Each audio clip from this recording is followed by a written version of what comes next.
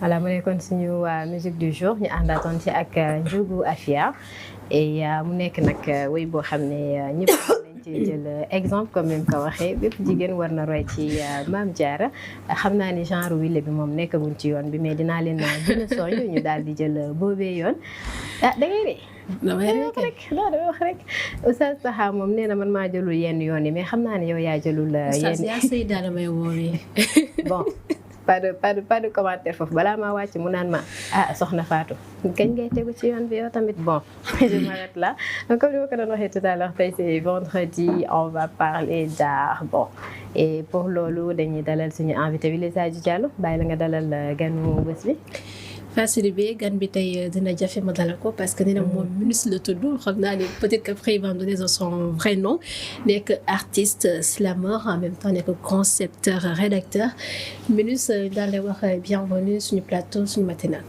Salaamaaleykum, merci beaucoup. Merci beaucoup Sadio. Je vous remercie de m'avoir invité sur votre plateau.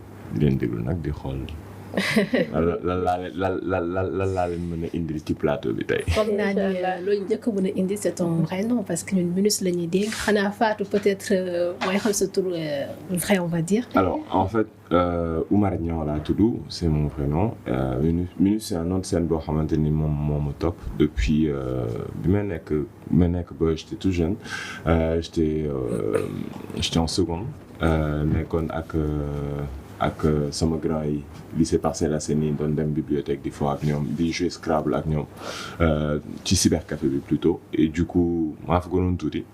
ñu woowee ma ministre donc ministre bi topp ma ba tey jii nii. ok tey donc nga nekk artiste slameur bu ñuy wax slam quand même nekk benn façon d'écrire boo xam ne boo tax yeneen textes yi nga xam ne ñu koy amal ci wàllu musique plus précisément lan moo la dugal ci liggéey boobu noonu.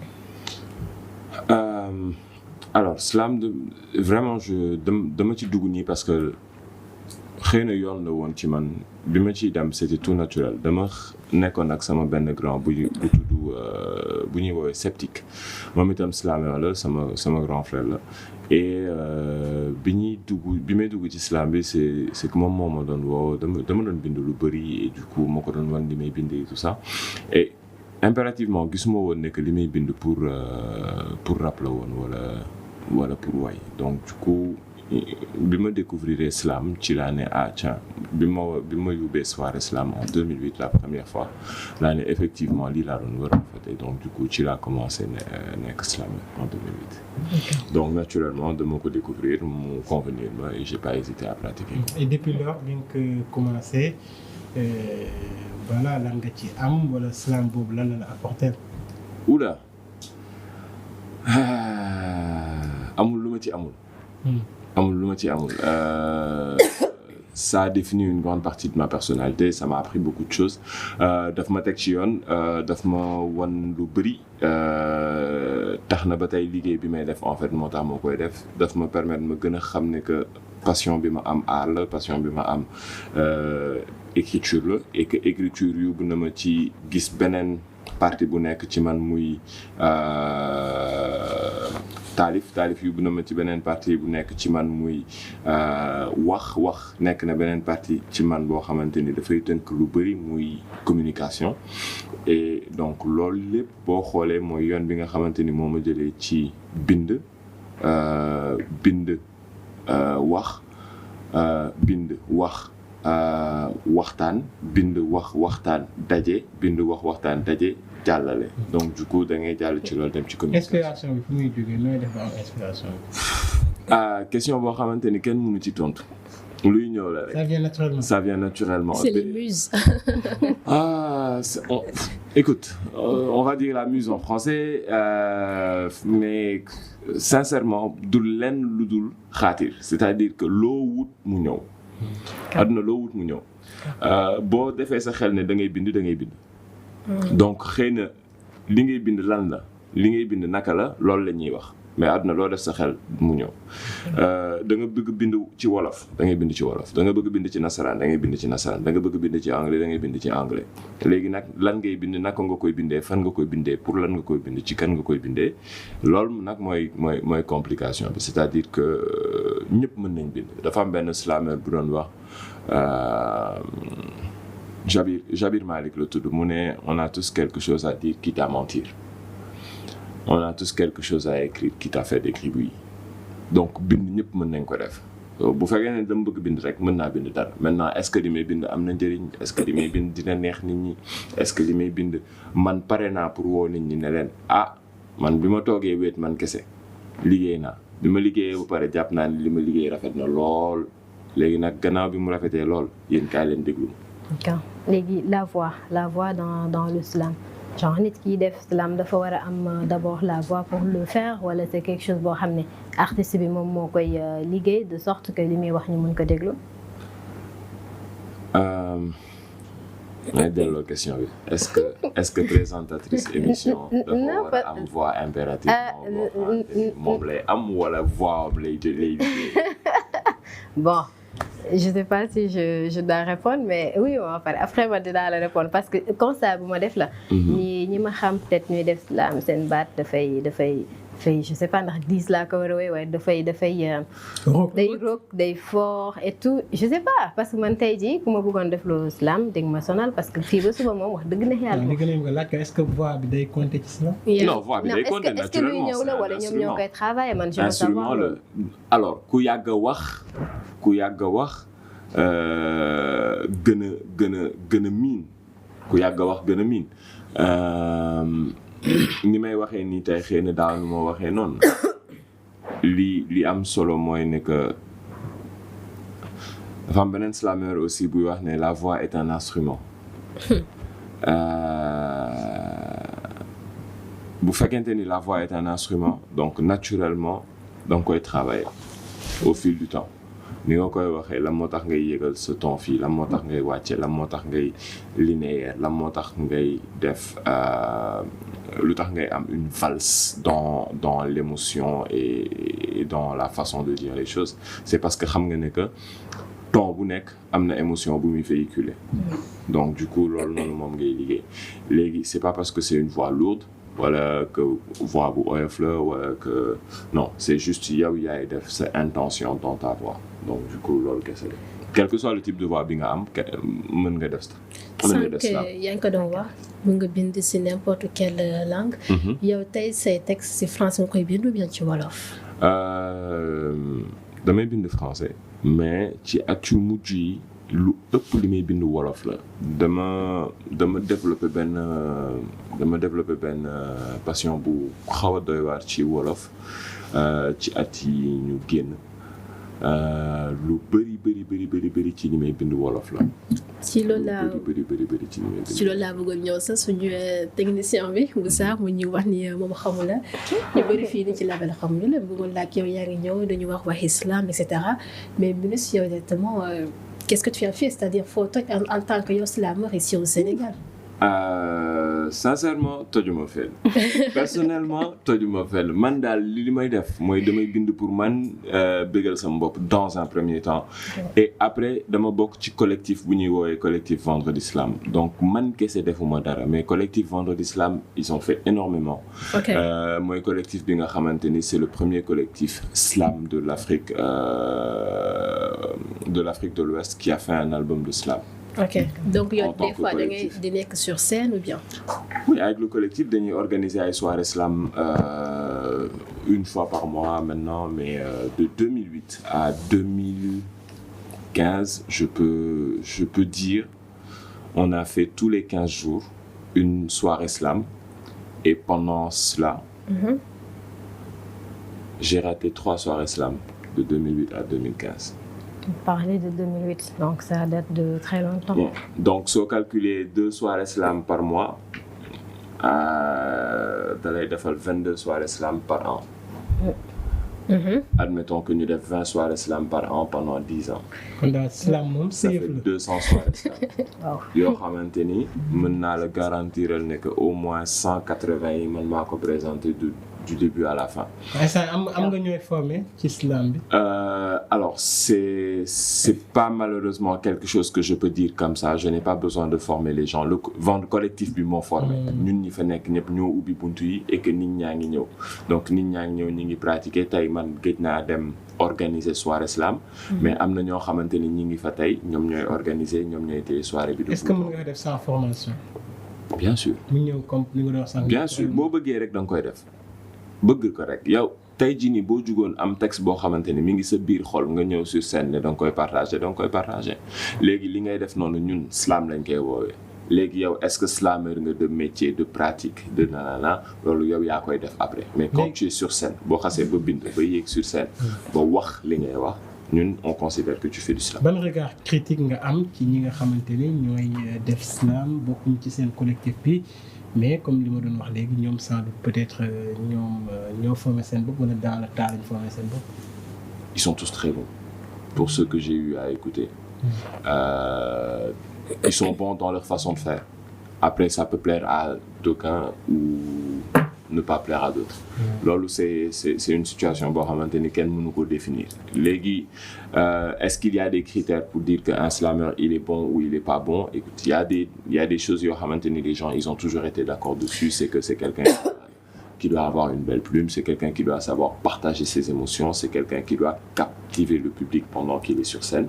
Yooyu c'est des choses importantes yoo xamante ne dañ la koy imposer boo nekkee sur scène, c'est-à-dire que boo yéegee ba ngay wàcc war nga mën a fexe li ngay wax nit ñi boo xasee ba ubbi sa gémmiñ yow rek la ñuy déglu ba keroog ngay noppi. ki nekk sa moo xam naa du mën a islam ndax day sëqat rek daa am dënn bi baaxul. mu def ko instrument sëqat bi. merci. bu waxee wax sëqat. merci ndax dafa ñu sonal rek ci sëqat bi. mu tuddee texte bi toxo. dënn bi baaxul. Aliou Ba naan toujours na bëggoon ñëw fii ci Sénégal bu ñu wax ci genre musique yi. sa xel ci mbalax lay gën a ñëw ou bien fan yi gis nañ un peu de rap. est-ce que fii ci Sénégal quand même slam bi ngeen def Sénégal ñu leen di suivre ou bien ñeneen ñoo leen di gën a déglu par rapport à Sénégal. ndax am nañ ay fans. waaw. du yéen a ngi nii. wala ñu fanul woon di ngeen ma woo fii. damay laaj. ñu dañ laa woo pour découverte mais askan wi tamit daal di xam. Non man alors. ku ne lañ ci woo. pour découverte on va dire. xam ngeen Matador. oui on connaît Matador. Matador de slam. yàlla naa dee. kon yow xam nga slam bi. non dañuy laajte. ay Sénégalais yi xam nañ ko parce que vidéo Matador boobu. yaa ngi Matador sax. Matador waa xëy na damaa ñuul rek.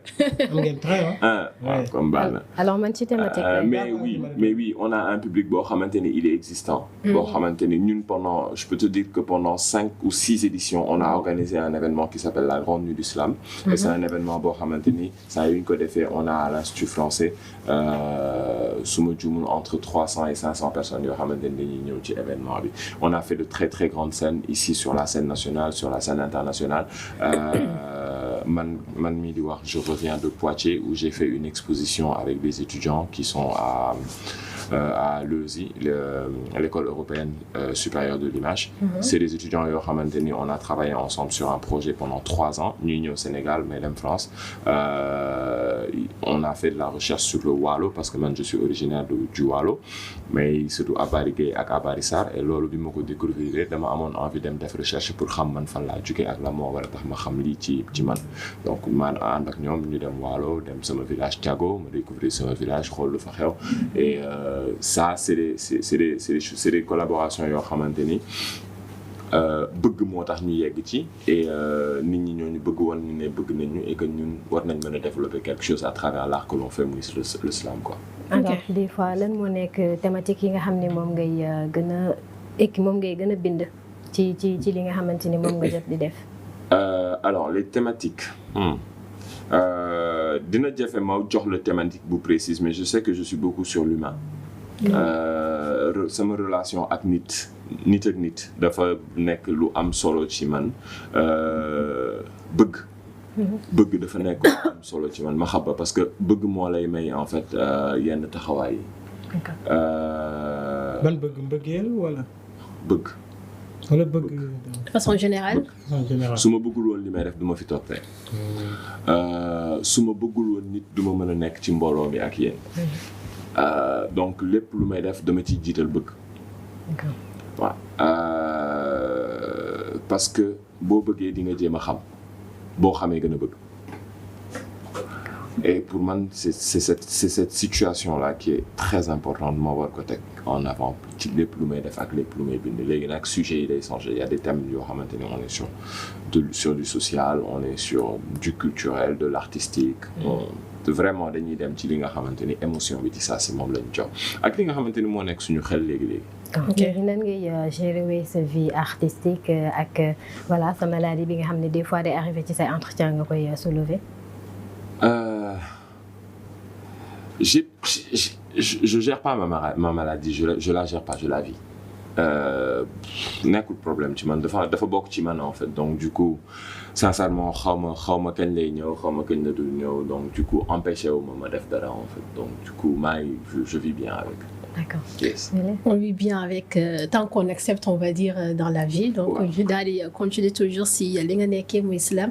Gis nañ quand même changement yu bari ci musique fii ci Sénégal, même pas au Sénégal mais au niveau international. C'est-à-dire avant boo doon déglu rap texte yi ak léegi texte yi dafa changé, c'est-à-dire léegi nit ñi dañuy dem côté plus fun, on va dire, décontracté. Est-ce que c'est le même cas mën a contester du moins si bi aujourd'hui aussi da nga xam ni mooy seen milieu yenn slameurs. Est-ce que jàpp ngeen seen texte yi avant nu ñu amee valeur comme bind bi à profondeur dafa wàññeeku à génération bu bees bi.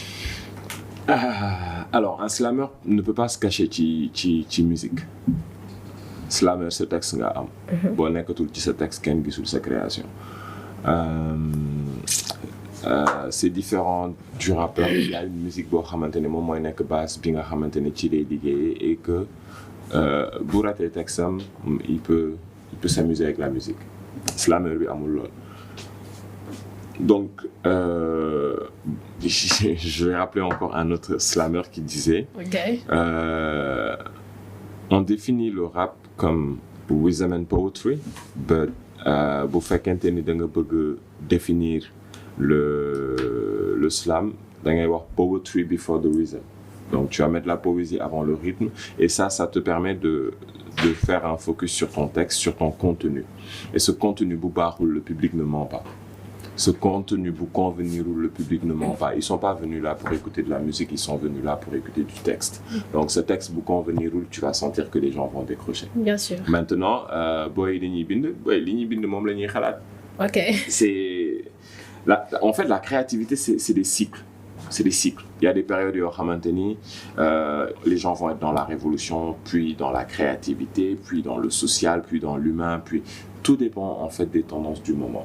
Et si vous regardez même l'histoire du rap au Sénégal, vous allez connaître rapidement les tendances sociales au Sénégal.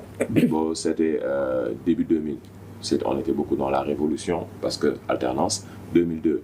ñëpp di woy Sénégal parce que gaynde yi ñoo taxoon Coupe du Monde et après vous allez voir 2004 il y aura une autre tendance 2006 2010 ba 2000 ba ñu dem ba 2010 23 juin nga sentirat encore ñu nekkaat dans un autre cycle de révolution donc c'est comme ça que les choses évoluent en fait. C'est vrai donc MINUSMA malheureusement temps ba ñu jagle lool mooy jot mais avant muy tàggatoo dafa amoon loo xam ni kii féete boîte bi dama naan Aliou Gueye boo fi nekk juge chaque vendredi. Juge baal ñu. En tout cas mooy apprécier on va dire chaque vendredi parce qu'on a des artistes souvent les vendredis. Artistique, hein? Il n'est pas critique il apprécie juste casquette boo ko solal mu bañ. Journaliste en tant qu'amateur on va dire de musique. yow yaa bëgg freestyle ngay. muy wër juste daal di ñu may benn freestyle bu ndaw on va dire par rapport à ce slam ce bind bi il faut patienter il va nous faire un slam en direct on va dire fini fekkee bis vous avez un son à nous proposer daal di si non man je préfère slammer sans la musique. Il préfère slammer sans la musique c'est un pro Bill enlever la musique c'est un professionnel Bill. Donc naturel hein. Bon alors taalif bi mooy li dul fees fu mu jëm te du jeex fu mu jóg taalif bi mooy li ngay dégg te waxaguma ko taalif bi mooy dund taalifkat bi dund taalifkat ba woon dund taalifkat bay dooni mooy li fees sa xol saf lay jooy ubbi sa bët may looloo xool mbind mi door ci atum ñaari junni jëmm yi may dekkali ru yi may sàppali xam-xam sin ba Chine métti métti dañ ko wutali woowee ma slameur bi chômeur bi tasukat bi géwél bi wala taalifkat bi maay kilee may njarum nopp mi ci bile baat maay sa gëlëwaar kàllaama gëlëwaar dellu dooleel suma aar yaa ngi séntu punch line dellu si punch on the next line level bi ma àjji nga àjji si next level maay li tuuti di la alanduuti rhyme sur classe te sadik no stress de mes charismatique as de lyriciste bantou tu veux quoi de la prose t'inquiète t'auras ta dose appelle ça de la poésie épique lyrique ou didactique whatever. Tu dors, tu jeûnes, tu m'envies, va voir sceptique pour une leçon de vie.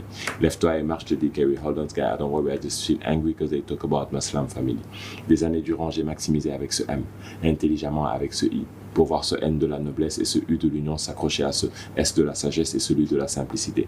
Maintenant, à toi qui me lis, toi qui m'écoutes, juste envie de te dire que dans un petit corps, pas si fort, un petit cœur, bat si fort. C'est un M, un I, un N, un U et 2 S. Alors appelle-moi Minus. Et quand tu les verras dehors, dis-leur que c'est le vent de l'islam que tu auras entendu. Et que nous, ce que nous faisons, c'est de l'or car c'est de l'art. Salam alaikum. Alaikum salam, Yunus. Mélange de français, de wolof, d'anglais. xam naa ne olof bi après foog Aliou traduire man xam na ay mots yu xóot Fatou. non yaakaar ay mots yoo xam ne Fatou. xeet nga ma nag mun naa traduire. déedéet bàyyi Aliou traduire da ngay commentaire man résumé laa bëgg. Donc justement c'est un plaisir de vous écouter en direct fii nii suñu plateau. C'est un joli texte quand même. Après anglais bi aussi nga traduire ñu ko ñu mën a comprendre passage yooyu noonu. Donc Fatou juste remercier suñu invité rappeler que c'était Omar Niang en même temps ñu koy woowee Minus nekk surnom daa nekk artiste slameur na lay bàyyi nga tàggatoo suñu téléspectateur Minus. Di remercier ñëpp di leen jaajëfal merci beaucoup pour cette invitation et puis je vous souhaite bon courage pour la continuité de la matinale et en espérant que d'autres slameurs viendront dire des choses bien meilleures que celles que j'ai dites. On l'espère. En tout cas, ce fut un plaisir am de finir ce plateau. Ce fut un plaisir de t'écouter en direct. Un joli texte quand même, bien travaillé selon Alioune Gueye. Moi, mon message léegi, donc merci beaucoup. Fatou était Minus nekk artiste slameur. En même temps, il est concepteur, rédacteur. Ma daay tàggatoo foofu benn yoon suñu téléspectateur. Minus, bien merci à toi. Alioune Gueye, bien merci à toi. Merci à képp koo xam ne yaa ngi seetaan sur Label TV di continuer ko seetaan. Très bon début de week-end à vous. Fatou Sidibé, bien merci à toi. Bien merci à toi, Lisa Diallo. Alioune.